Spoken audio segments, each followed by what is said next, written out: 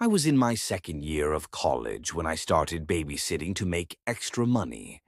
I liked that it didn't require a set schedule, and I could just take jobs whenever I had free evenings. One family in particular, the Lamberts, called me often to watch their little boy, Ethan. He was only 4 years old, quiet, and surprisingly well behaved for his age. He didn't throw tantrums or run around the house like most kids I'd babysat. Honestly, I liked watching him because it was easy money. That night started like any other. The parents left for some work dinner and told me they'd be home by around 11.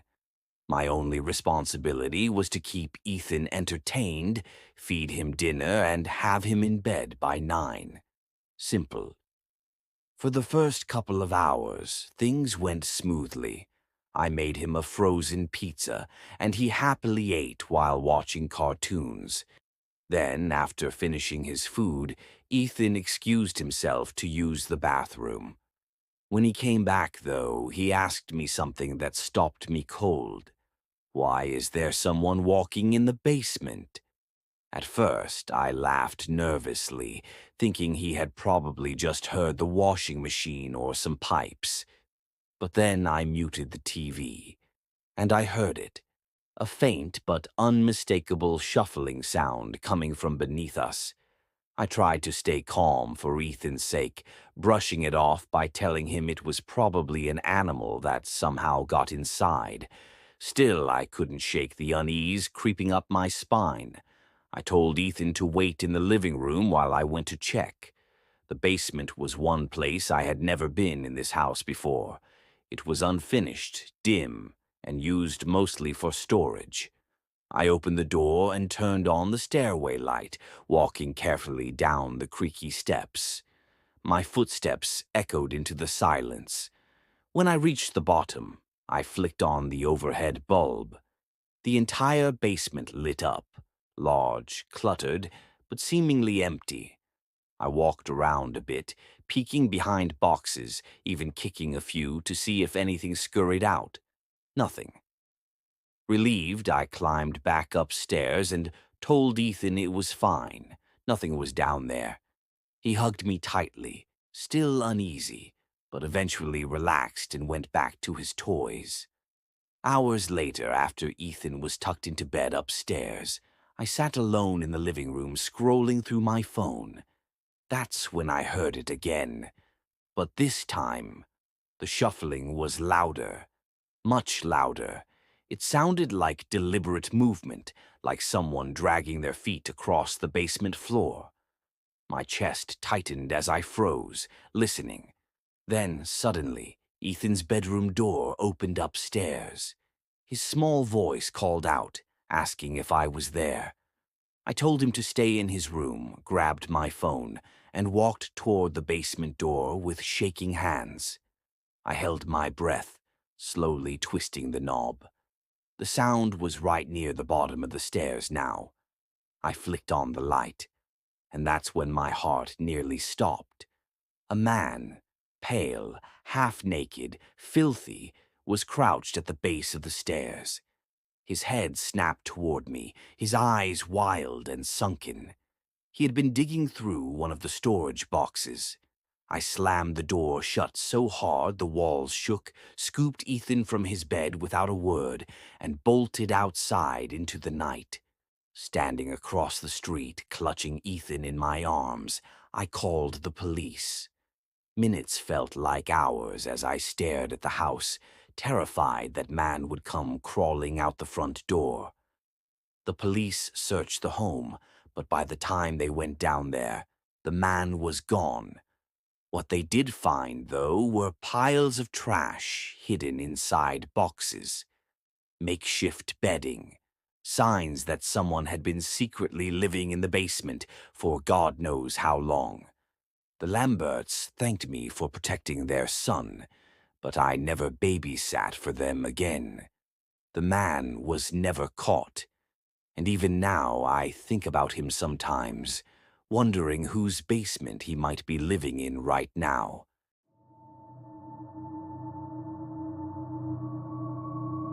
My best friend, Rachel, had a daughter named Lily, who had just turned 7.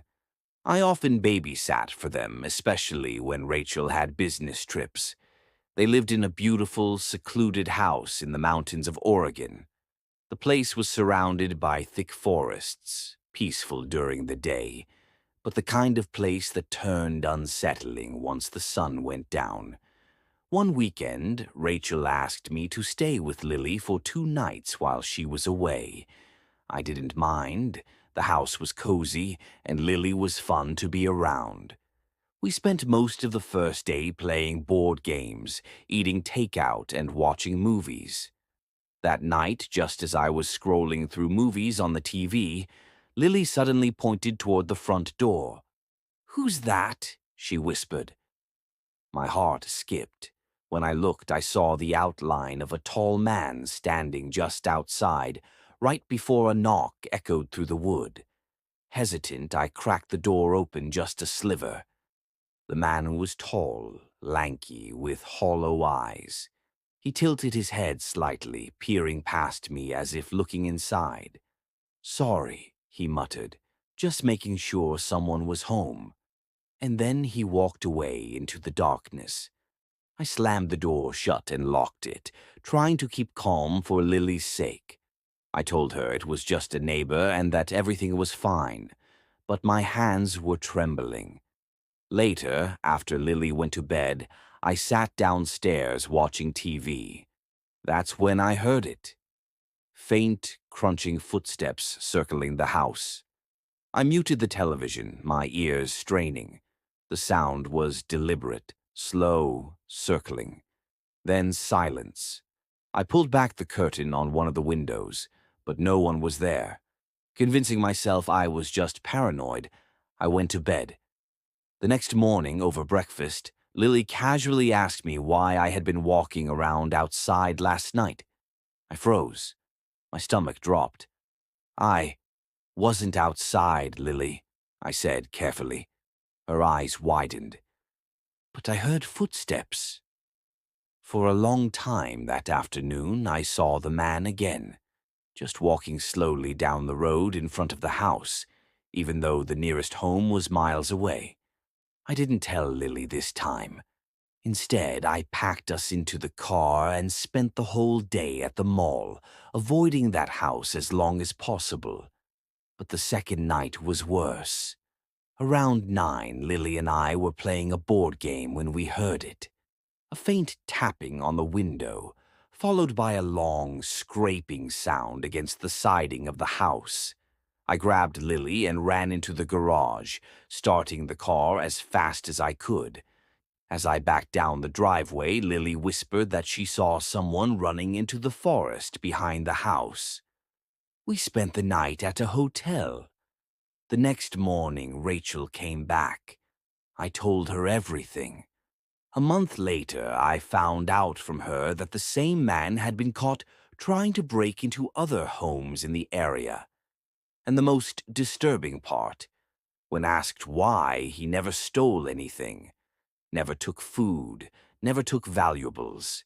He would just wander inside, look around, and leave. To this day, I don't want to know what he was planning to do if he ever got inside.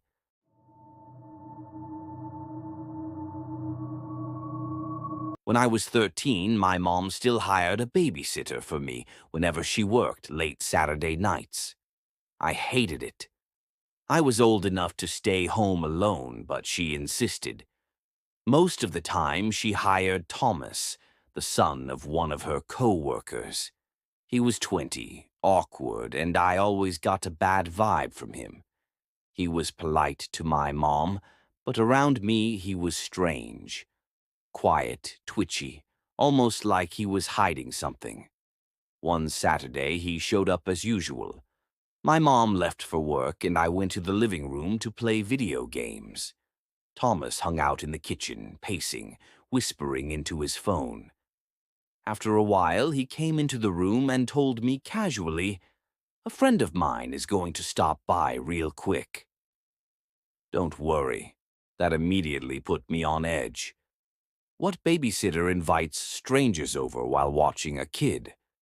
A half-hour later, headlights swept across the living room window. A car pulled into our driveway.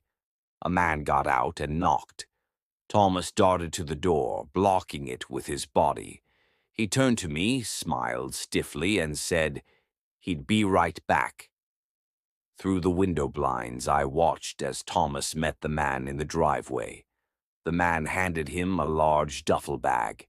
Then Thomas walked to the garbage cans, dropped it in, and came back inside like nothing happened. When I asked what it was, he shrugged and said, "Oh, my wallet." I left it at his place. I didn't believe him. The bag was way too big to be a wallet. The night dragged on with more phone calls, more whispering, more pacing. Eventually, the same man came back. This time they were arguing. Their voices were raised, even though I couldn't make out what they were saying. Thomas fetched the duffel bag from the trash, shoved it back at the man, and he sped off in his car. A few minutes later, Thomas left too. He didn't wait for my mom to get home. Just disappeared. When she finally walked through the door hours later, I told her everything. She was furious. The next day, she tried to call Thomas, but he never answered. His mother insisted he had come home sick that night. That was the last time I ever saw him. But I've never forgotten the look on his face when he stood by that window, waiting, or the weight of that duffel bag. And even now, 10 years later, I wonder what was really inside.